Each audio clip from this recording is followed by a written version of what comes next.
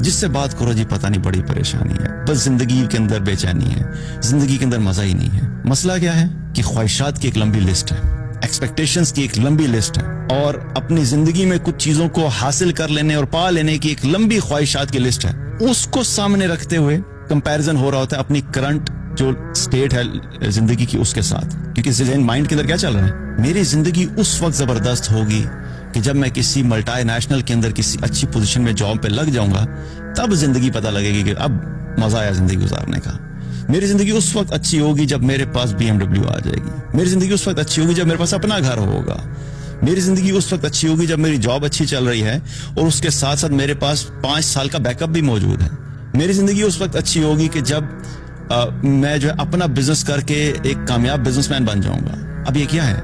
یہ ساری وہ خواہشات ہیں جو کہ انسان جن کے پیچھے بھاگ رہا ہے، اور ریالٹی کیا ہے کہ اس کی جو کرنٹ سٹیٹ آف لائف ہے اس وقت، جو زندگی میں اللہ نے اس کو دیا ہوا ہے، مثال کے طور کے اوپر اس کے پاس اس وقت جو ہے وہ سوزوکی مہران ہے، لیکن چونکہ خواہش BMW کی ہے یا ٹویوٹا کرولا کی ہے یا ہونڈا سیوک کی ہے، اب یہ کیا کر رہا ہے مسٹیک کہ اس خواہش کو پورا کرنے کے چکر میں کانسٹنٹ کمپیئر کرتا رہتا ہے اپنے کرنٹ سٹیٹ کے ساتھ، اور جو اللہ نے اس کو دیا ہوا ہے اس پہ راضی نہیں ہو رہا، اس پہ خوش نہیں ہے کہ الحمدللہ اللہ نے مجھے سوزوکی مہران دی ہوئی ہے، میرے پاس اپنا گھر نہیں ہے لیکن الحمدللہ جو میں رینٹ کے گھر پہ رہ رہا ہوں، اللہ کا شکر ہے اللہ نے مجھے سر چھپانے کے لیے چھت دیا ہوا ہے۔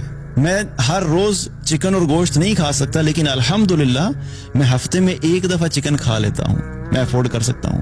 یہ کیا ہے کہ جو اللہ نے تمہیں ابھی دیا ہوا ہے اس پہ راضی رہنا سیکھو۔ آج ہمارا ایک بہت بڑا مسئلہ یہی ہے، اسی لیے تو آج دیکھیں نا لائف کیا ہے، میسڈ اپ ہے۔ میں بہت سارے ایسے کیسز کو جانتا ہوں جن کے پاس اللہ کا دیا ہوا سب کچھ ہے، جاب بھی اچھی ہے، کھانا بھی اچھے سے اچھا کھاتے ہیں، کپڑا بھی اچھے سے اچھا پہنتے ہیں، گھر بھی اچھی جگہ کے اوپر ہے، لیکن پھر بھی جب بات کرو کہتے ہیں تیمور بھائی بس حالات آپ کے سامنے ہی ہے۔ کہتے ہیں کیا مطلب سامنے ہی ہے؟ سب کچھ تو ہے، کیا چیز نہیں ہے؟ جب دل چاہتا ہے کھانا کھانے کا تم کھانا کھا لیتے ہو، جب ٹھنڈ لگتی ہے تو تمہارے پاس ایسا لباس ہے جس کو پہن کے تمہارا جسم جو گرم ہو جاتا ہے، جب گرمی لگتی ہے تم پنکھا چلا لیتے ہو یا AC ہے تو AC چلا لیتے ہو، تمہیں یہ نہیں سوچنا پڑتا کہ میں نے صبح کھانا کھا لیا تو اب رات کا کھانا میں کہاں سے لوں گا، سب کچھ تو موجود ہے، اور کیا چاہیے تمہیں؟ اب اس چیز پہ وہ راضی نہیں ہے۔ نہیں یہ اگر ہے لیکن یہ بات تو ٹھیک ہے، لیکن آپ دیکھیں نا اگر میری جاب ایسی ہوتی نا تو پھر حالات ٹھیک ہوتے۔